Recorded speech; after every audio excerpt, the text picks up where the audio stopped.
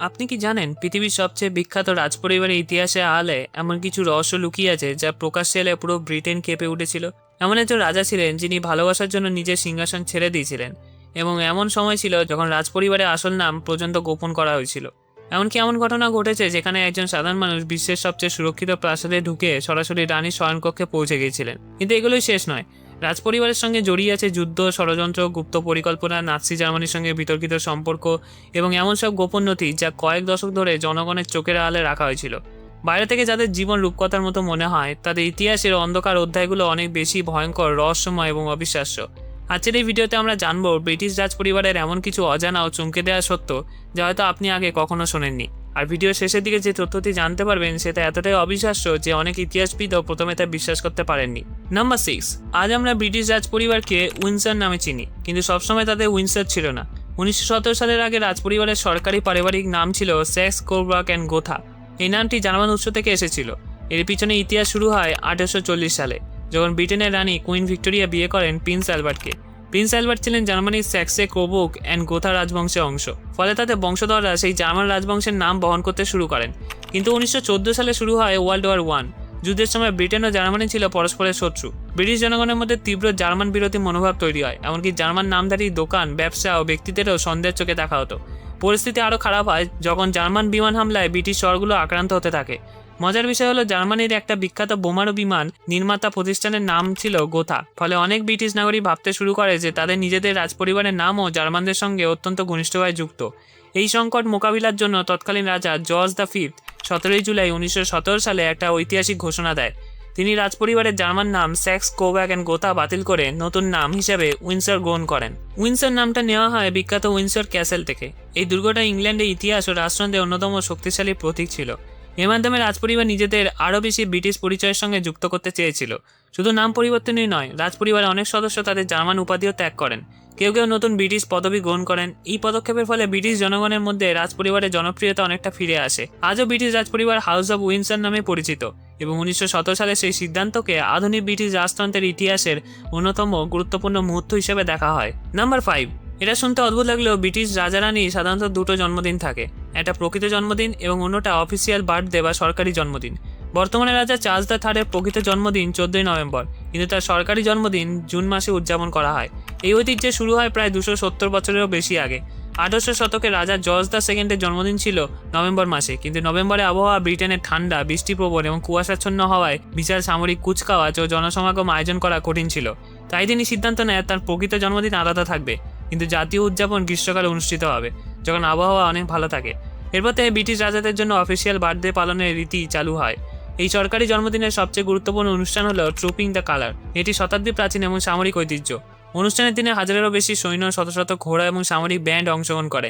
রাজা বা রানী সাধারণত রাজকীয় পোশাক পরে অনুষ্ঠান পরিদর্শন করেন।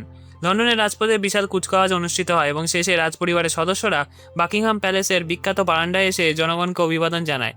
অনুষ্ঠানে আরেকটা আকর্ষণ হলো রয়্যাল এয়ারফোর্সের বিমান প্রদর্শনী, যেখানে যুদ্ধবিমান ও বিশেষ অ্যারোবেটিক দল আকাশে উড়ে সম্মান প্রদর্শন করে।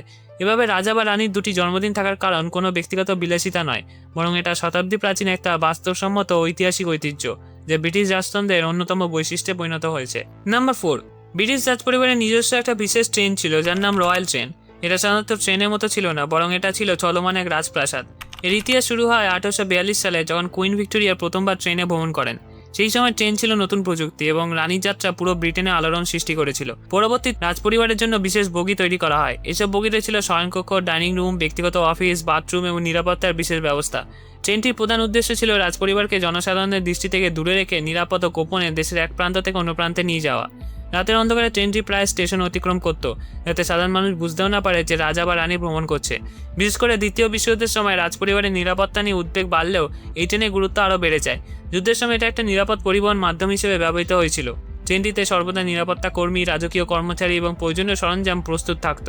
রাজা বা রানী ঘুম থেকে উঠে সরাসরি কাজ শুরু করতে পারতেন, কারণ ট্রেনের ভেতরে অফিসের সুবিধা ছিল। বহু দশক ধরে এই ট্রেন ব্রিটিশ রাজতন্ত্রের অন্যতম গোপন ও মর্যাদাপূর্ণ সম্পদ ছিল, তবে আধুনিক যুগের রক্ষণাবেক্ষণ ব্যয় অত্যন্ত বেড়ে যাওয়ায় এর ব্যবহার অনেক কমে যায়। নাম্বার 3। 1936 সালে ব্রিটেন এমন একটা ঘটনার মুখোমুখি হয়েছিল যা পুরো রাজতন্ত্রকে নাড়িয়ে দিয়েছিল। সেই সময় ব্রিটেনের রাজা ছিলেন এডওয়ার্ড দ্য 8। তিনি জনপ্রিয়, সুদর্শন এবং আধুনিক চিন্তার একজন রাজা ছিলেন, কিন্তু একটা বড় সমস্যা ছিল, তিনি প্রেমে পড়েছিলেন আলিস সিমসন নামে এক মার্কিন নারীর। ওয়ালিস সিম্পসন তখন শুধু বিবাহ বিচ্ছিন্নই ছিলেন না, তিনি দ্বিতীয়বার বিবাহ বিচ্ছেদের প্রক্রিয়ার মধ্যেও ছিলেন। সেই সময় ব্রিটিশ সমাজে চার্চের দৃষ্টিতে এটা ছিল অত্যন্ত বিতর্কিত বিষয়। ব্রিটিশ রাজা একসঙ্গে চার্চ অফ ইংল্যান্ডের সর্বোচ্চ প্রধান ছিলেন। চার্চের নিয়ম অনুযায়ী যার প্রাক্তন স্বামী জীবিত আছে এমন বিবাহ বিচ্ছিন্ন নারীকে বিয়ে করা গ্রহণযোগ্য ছিল না। যখন এডওয়ার্ড ঘোষণা করলেন যে তিনি ওয়ালিসকে বিয়ে করতে চান, তখন ব্রিটিশ সরকার, চার্চ এবং কমনওয়েলথের বিভিন্ন দেশের নেতারা তীব্র আপত্তি জানান। প্রধানমন্ত্রী স্ট্যানলি ব্যালডুইন স্পষ্ট জানিয়ে দেন যে রাজা যদি ওয়ালিসকে বিয়ে করেন তাহলে সরকার সমর্থন করবেন না। কয়েক মাস ধরে রাজনৈতিক সংকট চলতে থাকে, সংবাদপত্র, সংসদ এবং রাজপরিবারের ভেতরে তীব্র আলোচনা শুরু হয়। অবশেষে 10 ডিসেম্বর 1936 সালে এডওয়ার্ড একটা ঐতিহাসিক নথিতে স্বাক্ষর করে সিংহাসন ত্যাগ করেন। পরের দিন রেডিও ভাষণে তিনি সেই বিখ্যাত কথা বলেন যে তিনি যে নারীকে ভালোবাসেন তার সাহায্য সমর্থন ছাড়া রাজত্বের ভার বহন করা অসম্ভব মনে করেছেন। তার ছোট ভাই জর্জ দ্য সিক্স নতুন রাজা হন। পরবর্তীতে জর্জ ষষ্ঠের কন্যা এলিজাবেথ সেকেন্ড ব্রিটেনের দীর্ঘতম শাসক রানী হন। এডওয়ার্ডের পরে ডিউক অব উইন্ডসর উপাধি পান এবং ওয়ালিস সিম্পসনকে বিয়ে করেন। কিন্তু তাদের এই সিদ্ধান্ত ব্রিটিশ ইতিহাসে অন্যতম বড় সাংবিধানিক সংকট হিসেবে চিহ্নিত হয়ে আছে। আজও এটা বিশ্বের অন্যতম বিখ্যাত প্রেমের গল্প হিসেবে স্মরণ করা হয়। একজন রাজা যিনি পৃথিবীর অন্যতম শক্তিশালী সিংহাসন ছেড়ে দিয়েছিলেন শুধু ভালোবাসার জন্য। নাম্বার 2, 1974 সালের 20 মার্চ রাত প্রায় 8টার দিকে ব্রিটিশ রাজপরিবারের সদস্য প্রিন্সেস অ্যানে এবং তার স্বামী মার্ক ফিলিপ লন্ডনে একটা দাতব্য অনুষ্ঠানে অংশ নিয়ে ফিরছিলেন। তাদের গাড়ি যখন দ্য মল সড়ক দিয়ে বাকিংহাম প্যালেসের দিকে যাচ্ছিল, তখন হঠাৎ একটা ফোর্ড গাড়ি তাদের পথ আটকে দেয়। গাড়ি থেকে নেমে আসেন সশস্ত্র ব্যক্তি যার নাম ছিল আয়ন বল। তার পরিকল্পনা ছিল অবিশ্বাস্য। সে রাজকুমারী অ্যানকে অপহরণ করে প্রায় 3 মিলিয়ন পাউন্ড মুক্তিপণ আদায় করতে চেয়েছিল। ইয়ান বল বন্দুক হাতে রাজকীয় গাড়ির দরজা খুলতে চেষ্টা করে এবং রাজকুমারী গাড়ি থেকে বেরিয়ে আসতে বলে। কিন্তু তখন ঘটে এক অবিশ্বাস্য ঘটনা। রাজকুমারী ইয়ান সরাসরি অপহরণকারীর মুখের উপর বসে বলেন, নট ব্লাডি লাইকলি, অর্থাৎ এটা কোনোভাবেই হবে না। এরপর অপহরণকারী গুলি চালাতে শুরু করে। এই হামলায় আহত হন রাজকুমারীর ব্যক্তিগত নিরাপত্তা কর্মকর্তা, গাড়ির চালক এবং একজন সাংবাদিক, একজন পথচারী যিনি সাহায্য করতে এগিয়ে এসেছিলেন। তবুও রাজকুমারী অ্যান গাড়ি ছেড়ে বের হননি। অবশেষে সাধারণ নাগরিকদের সাহসী হস্তক্ষেপ এবং পুলিশের দ্রুত উপস্থিতির কারণে অপহরণকারীকে আটক করা হয়। ঘটনাটি ব্রিটিশ রাজপরিবারের নিরাপত্তা ব্যবস্থাকে সম্পূর্ণভাবে বদলে দেয়। এরপর থেকে রাজপরিবারের সদস্যদের জন্য আরও কঠোর নিরাপত্তা ব্যবস্থা চালু করা হয়। নাম্বার 1, অনেকেই জানেন না যে ব্রিটিশ রাজপরিবারের কিছু আবাসনের ভেতরে এমন ব্যাংকিং সুবিধা রয়েছে যা সাধারণ মানুষ কখনো ব্যবহার করতে পারে না। বিশেষ করে বাকিংহাম প্যালেসের ভেতরে বহু বছর ধরে রাজপরিবার ও রাজকীয় কর্মীদের জন্য বিশেষ ব্যাংকিং সেবা চালু ছিল। এর মূল উদ্দেশ্য ছিল নিরাপত্তা ও গোপনীয়তা। রাজপরিবারের সদস্যদের প্রতিদিন বাইরে ব্যাংকে যাওয়ার প্রয়োজন পড়তো না, বরং ব্যাংকের কর্মকর্তারাই নির্দিষ্ট নিরাপদ স্থানে আর্থিক সেবা প্রদান করতেন। এই ব্যবস্থার মাধ্যমে ব্যক্তিগত অ্যাকাউন্ট পরিচালনা, গুরুত্বপূর্ণ আর্থিক নথি সংরক্ষণ, বড় অঙ্কের লেনদেন, রাজকীয় কর্মচারীদের বেতন সংক্রান্ত কার্যক্রম অত্যন্ত গোপনীয়ভাবে সম্পন্ন করা হতো। এই ধরনের সুবিধা সাধারণ এটিএমের মতো নয়। এগুলো মূলত নিরাপদ ও ব্যক্তিগত ব্যাংকিং সেবা, যেখানে প্রবেশাধিকার শুধুমাত্র অনুমোদিত ব্যক্তি এবং রাজকীয় কর্মীদের জন্য সীমাবদ্ধ। রাজপরিবারের বিপুল সম্পদ, জমি, বিনিয়োগ এবং সরকারি দায়িত্বের কারণে তাদের আর্থিক ব্যবস্থাপনাও সাধারণ মানুষের তুলনায় অনেক বেশি জোট এবং নিরাপত্তা নির্ভর। এই কারণে ব্রিটিশ রাজপরিবারের কিছু বাসভবনের ভেতরে বিশেষ ব্যাংকিং সুবিধা তৈরি করা হয়েছে, যা বিশ্বের সবচেয়ে এক্সক্লুসিভ আর্থিক পরিষেবাগুলোর মধ্যে গণ্য করা হয়। এই ভিডিওটা যদি ভালো লাগে তাহলে এই ভিডিওগুলো দেখুন, চ্যানেলটা অবশ্যই সাবস্ক্রাইব করবেন। আশা করি ভালো লাগবে। ধন্যবাদ।